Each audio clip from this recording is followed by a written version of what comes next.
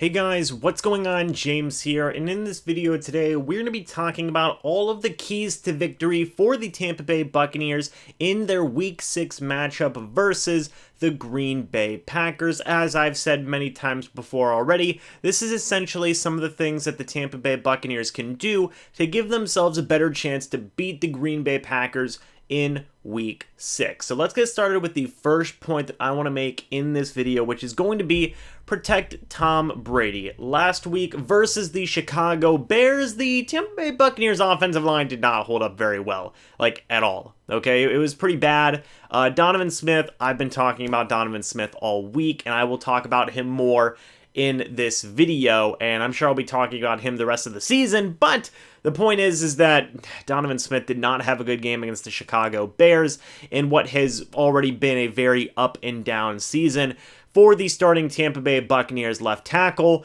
I've already mentioned before that they can't really bench Donovan Smith or anything along those lines. I should have basically a very specific video talking about Donovan Smith here in the next day or two, just really focusing in on him and what the Tampa Bay Buccaneers options are, not just for the remainder of this season, but for next season as well. We will talk about that at a different time. But Donovan Smith, he has been average overall. He's gotten beat a couple of times. He's gotten some penalties here or there. And I've mentioned it so many times, but he's had an up and down season, inconsistency. And that's just what to expect from Donovan Smith is inconsistency. That is the expectation for now. And it probably will be that expectation for the remainder of his career with the Tampa Bay Buccaneers. Will he be good? Who knows? Will he be bad? Who knows? He usually is somewhere right in the middle. So yeah, Donovan Smith overall is going to be a key piece here in terms of protecting Tom Brady. The Green Bay Packers have, again, one of the better pass rushes in the entire NFL with the Smiths leading the way, that being Preston Smith and Zadarius Smith. Bruce Arians specifically mentioned that preparing for Zadarius Smith is quite a big challenge. So I'm going to be very curious to see who they match Zadarius Smith up on. Again, Tristan Wirfs had his worst game as a rookie so far up to this point last week against the Bears. He was going up against Khalil Mack, so I really don't blame him for that one. He was also going up against Robert Quinn. Very formidable pass rush by the Bears. So, going to be very interested to see how the offensive line does here. I've mentioned it already in past videos, but Ali Marpet's playing at a good level. Ryan Jensen, I think, is playing at a good level. He's just had a mistake here or there. Alex Kappa overall has been playing average to, serviceable to maybe above average. Tristan Wirfs has been playing very good minus that Bears game. And then finally, Donovan Smith's the most wild card guy out of the bunch so far up to this point. So overall, pay attention to how they're able to protect Tom Brady. You've got to protect Tom Brady because if that Bears game was anything to say about anything, Tom Brady needs some protection. Otherwise, he won't be able to do the things that we all know Tom Brady can do. So please protect the GOAT of quarterbacks. I beg of you. It's not that hard. So just overall, protect Tom Brady, and you already give yourselves a pretty decent chance to win the game. Next point I want to make here in terms of what can give the Tampa Bay Buccaneers a better chance of winning this game is running Ronald Jones. Ronald Jones has now been coming off of 2 100-yard games. The past 2 games, I already made a video talking about that. He only had 17 carries last week, which I thought was a little weird.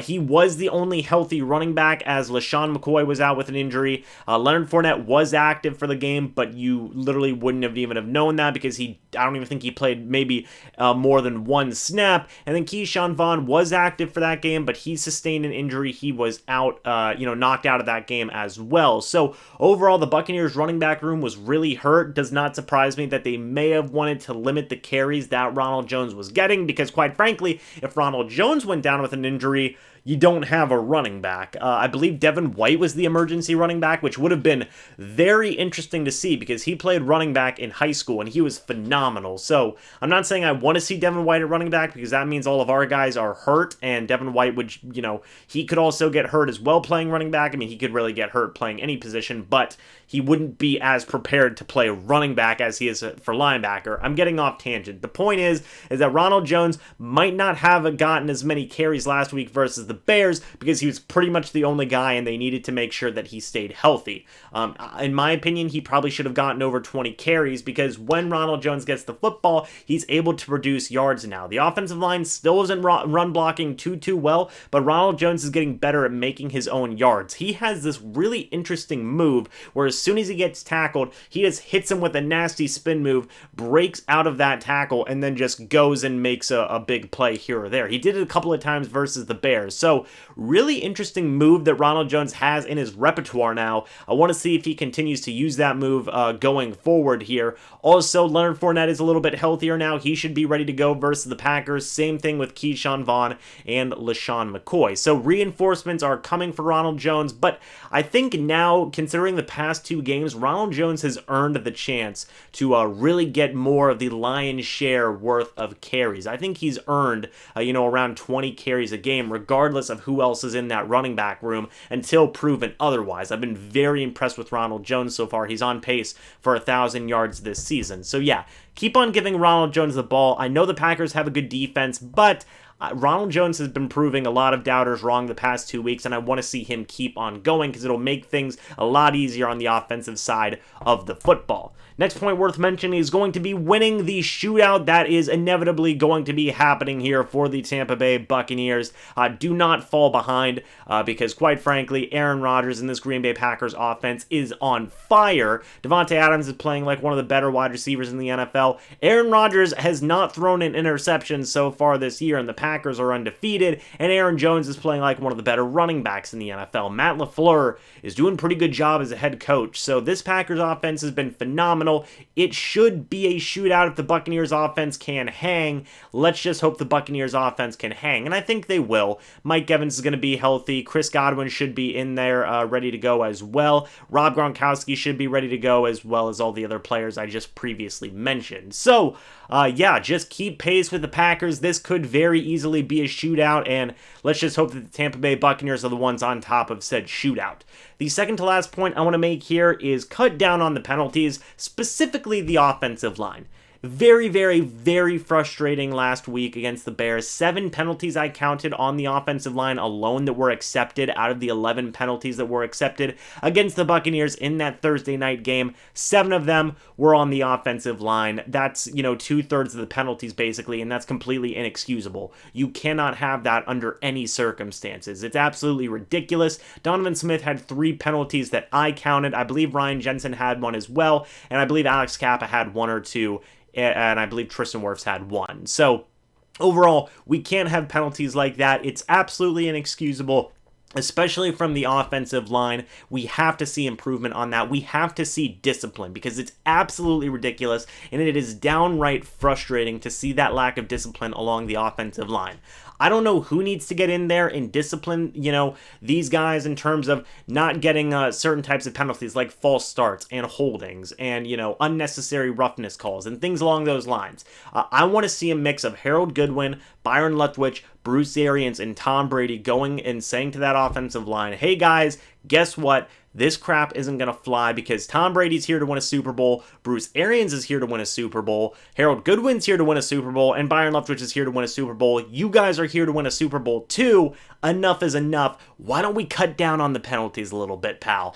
That's what I want to see. And really, it should apply to the entire offensive line. I know you could single out a guy here or there like Donovan Smith or that one penalty that Ryan Jensen had, as well as a penalty or 2 that Alex Kappa may have had, even Tristan Wirfs as well. Ali Marpet really has been fine. He has not been getting a ton of penalties. He's been playing phenomenal. But you can really apply that kind of logic to basically everybody along that offensive line of just, guys, you got to stay disciplined or we're not going to win games. Because from what we've seen so far this year, those penalties have been drive killers for the Tampa Bay Buccaneers offense, and it's just incredibly frustrating, not just for us as fans, but also for the coaching staff and Tom Brady at quarterback as well. And it's just inexcusable to get that many penalties in games like that. So overall, you have got to improve the penalties. Really, that's one of the most important points because because if you're getting drive-killing penalties like that, guess what? You're not going to win games.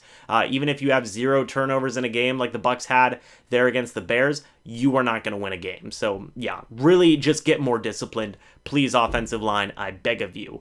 Anyway, guys, the last point I want to make here is actually take some bigger risks in the play calling. My friend Logan, who you guys may have saw in the live stream reaction, shout out to you, Logan, had mentioned last week that he had felt the Buccaneers play calling was a little bit too vanilla, a little bit too, I guess to say, yeah, just simply vanilla, too plain in terms of the play calling. And that's kind of where I want to see the Tampa Bay Buccaneers maybe take a little bit more risks. Also, another thing that a lot of people were critical of during this past game against the Chicago Bears was that they went for it on 4th down earlier in the game in their own territory. But towards the end of the game, instead of going for it on 4th down at the Bears' 27-yard line, or maybe even it was closer than that, they instead opted for the field goal to give themselves the 2-point lead and trust that the rest of the game would proceed as, the Bucs wanted it to and result in their win.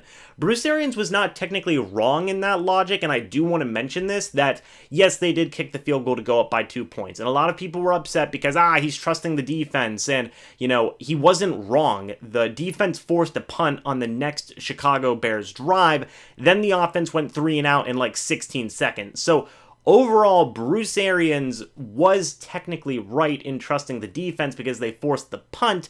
It was then the offense who couldn't put the game away, and then they gave the ball back to the Bears, who had a relatively short field to work with, and then kicked that field goal. So yes, in the immediate sense, he was right, but I also understand the logic of wanting to go for it on 4th down and really just say, hey, you know what, boom, dagger, we win, end of game. Things like that, especially considering how they had went for it in, very early on in the game out of their own end of the field. It would make sense logically that they would also take that same risk later on in the game. They played it a little bit too safe, a little bit too conservative, and overall, it resulted in the Buccaneers' loss, one of the many reasons why they lost. That's not the exact reason, per se, or it's not the only reason, but it is one of many. But I want to see some more, chances taken here, maybe on 4th downs, maybe towards the end of the game, things along those lines, because conservative play calling can really beat a team quick, and we've seen that so many times, not just with the Tampa Bay Buccaneers, but many teams in the NFL. So Byron Leftwich, I want to see him start dialing up some more plays in terms of, play action, deep passes, things along those lines. And Bruce Arians, I maybe want to see him take some more chances on 4th down and things along those lines, because I think the Buccaneers can do it, and I think those risks are worth taking. We've just got to see the Buccaneers coaching staff really want to have the ability to take those risks. So overall, guys, that's kind of all the points I wanted to make in this video. Just one more quick thing. Against a team like the Packers, you are going to have to take risks, because if you try and play a traditional kind of conservative-esque game, you're not going to win against Green Bay, flat out. They're so good on both sides of the football, and you have to take every chance you can get to score some points. And I get it, settling for field goals and things like that, well, those are points as well, but you got to score touchdowns, and you've got to take every chance you can get to score touchdowns. That's kind of what I have to say about that. But guys, that's going to be it for this video. Hope y'all enjoyed. Let me know what you thought about all my points down in the comment section below, and what are some of the other ways you feel the Tampa Bay Buccaneers can win this game versus the Green Bay Packers. Thank you guys so much for watching. Hope y'all enjoyed, and I will see you in the next video or the next live stream. But until then, and as always, guys, goodbye for now, and go Bucs.